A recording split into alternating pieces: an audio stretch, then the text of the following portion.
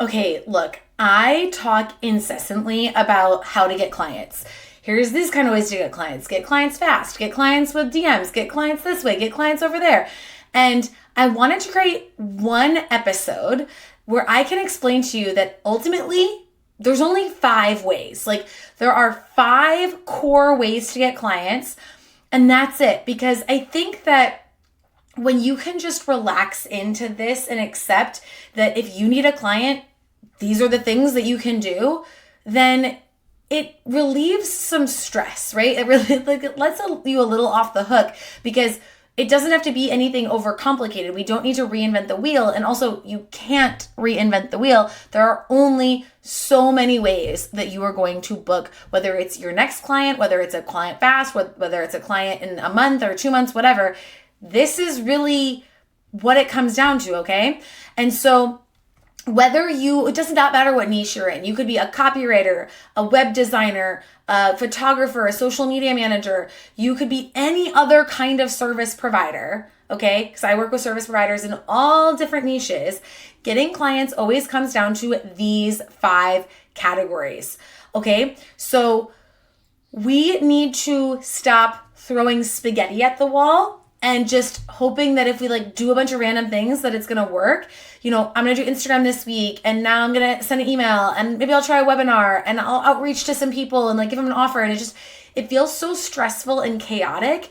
And then it feels like you're not really building anything because everything is relying on you to figure it out and make it up all the time.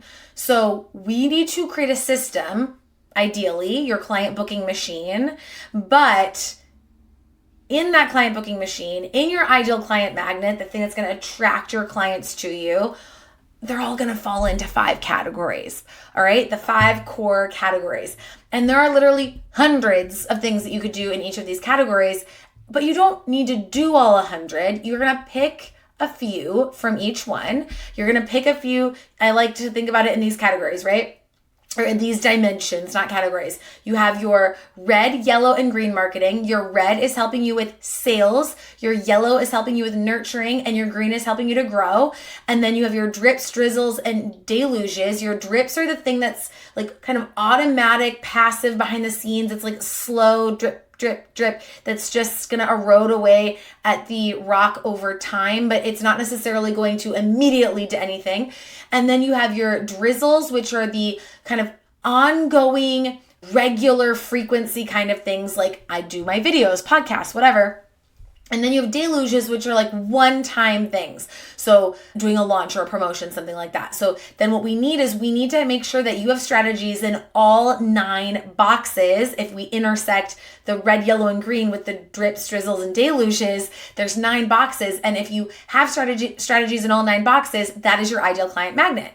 Now, so you might be like, okay, what are all the things that I could do? We're going to talk about the 5 categories of things today, but I have a list of 100 ways that you can book a client this week, and it is organized in these 5 categories. Okay, so there's multiple items. I mean, there's more than 5, 5 categories in there, but they're kind of going to those 5 main categories, and all the list of all of those things are on that document. Okay, so I don't want to confuse you because I said there's only 5 categories, and then I'm there's more. There's 5 core categories that things are going to fit into, and everything else is going to fit into those. Usually is a subcategory. Okay, all right, so category number 1 is one-on-one outreach. This is everyone's least favorite, and it's also the most effective. This is when you directly DM, email someone, one human, not a mass email list, one-on-one, not a boilerplate message that you spam out to everybody, a message curated for that person. And it could be that you are making an offer, red marketing. It could be that you are giving some kind of value to nurture that relationship, yellow marketing, or it could be the first contact you have with them. It's going to be rare for one-on-one to be the first contact, but it could be, and that would be green marketing. Okay. So here's some examples of that. You're on Instagram and you're DMing people that you know to reach out to them, or you're texting clients, asking them for referrals, things like that. Okay. So this is the thing that's going to lead to clients the fastest. And also, like, let's say you're doing a promotion and it's like and you're doing like email and social media and all that, and it's like you'd like to get more clients, you probably need to add in some one-on-one, okay? In the 100 ways to book a client this week guide, I give you 25 plus different outreach things that you can do. Everything from like DM someone you haven't talked to in 3 years to like following up with people. Okay. All right. So category number 2 then is our DMs. Now, DMs are their own category because DMs have their whole own strategy behind them. This is like social selling. Okay. This is like maybe my favorite category. I have an entire workshop on how to get clients from the DMs without ever actually selling, where I break down the strategy in depth. But Instagram DMs are where sales happen for service providers. Okay. Content is great. It's going to create your ideal client magnet, and it's going to like help people fall down the rabbit hole into what you do. But DMs are where the magic happens. It's not comments. It's not posts on your feed. Like, this is where it's happening. This is where you can turn a no into a yes, right? Which I have an entire sales conversation with someone you can see annotated. I have a video going over it, breaking down like how I turn a no into a yes in an hour for like an $8,000 program without ever selling. Okay. This is where DMs are magic. Okay. So these are things like proactively doing outreach in the DMs to people who you don't know. They're like, getting that first contact with them, okay? Commenting on posts, sending a DM after someone engages on your content, using what I call in the DM workshop, your convo triggers, which are like, maybe somebody opts in for a freebie that you have, and then you DM them to ask them if they like the freebie, or your mini chat, right? Like things like that, okay? So what I like to do is what I teach in the DM workshop. This is where I go into more depth on that.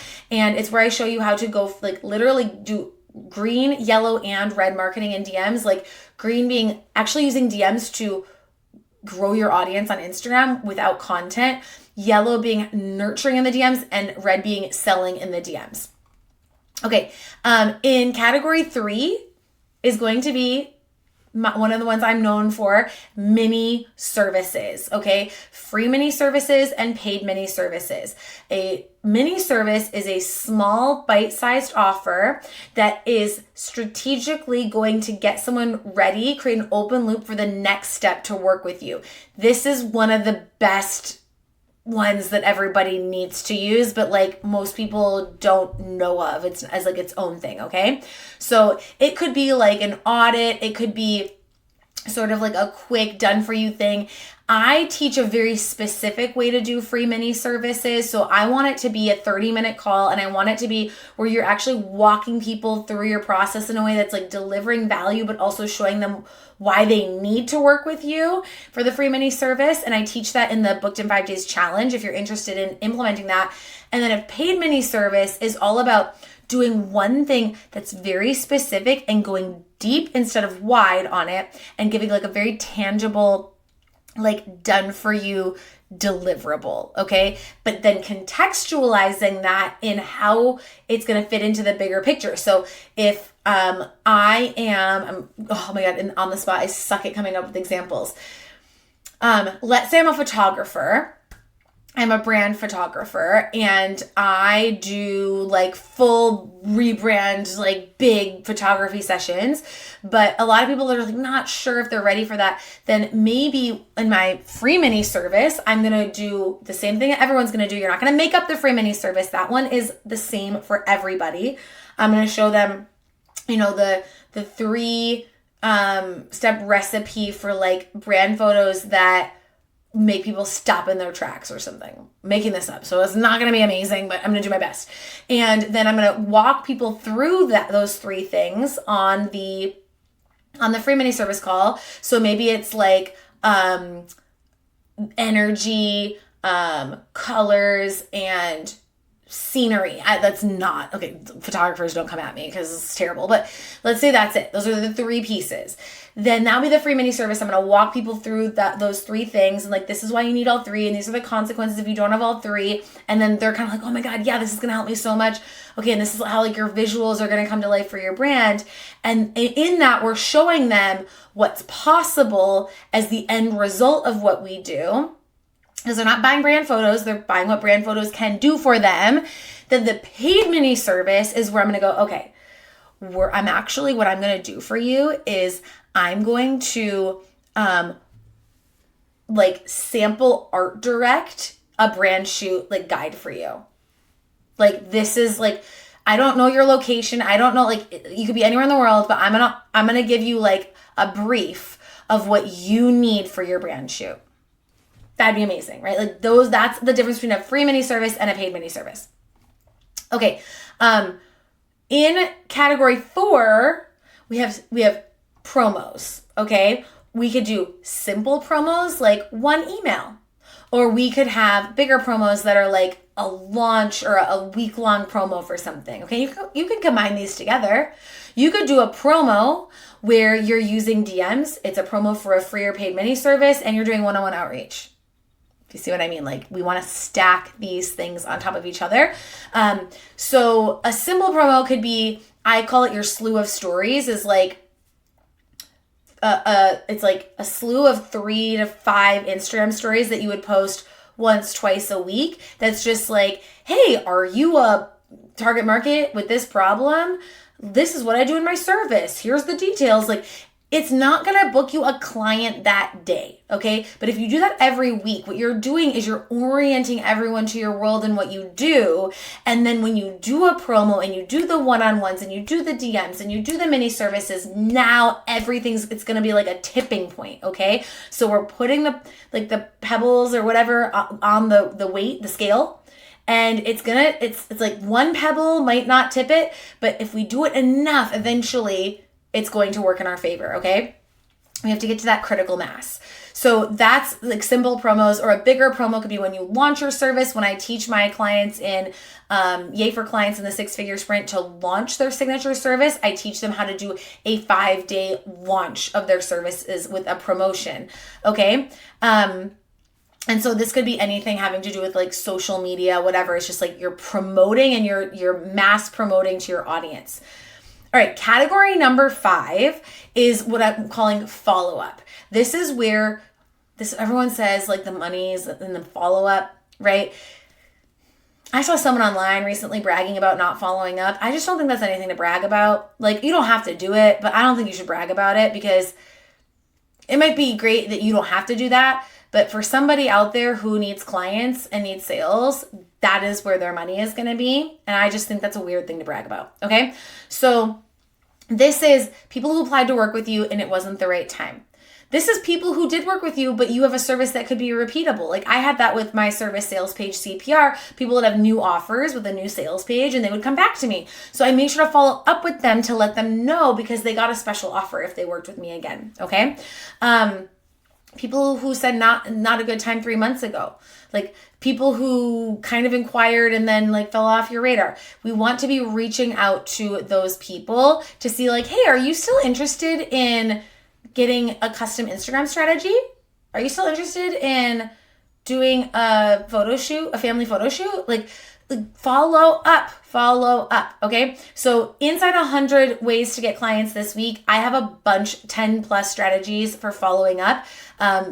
If you got this guide and you just pick, I also have a little planner that you can get with it if you want, but if you just pick 3 strategies a week and you just start stacking those every week, you just do 3 strategies.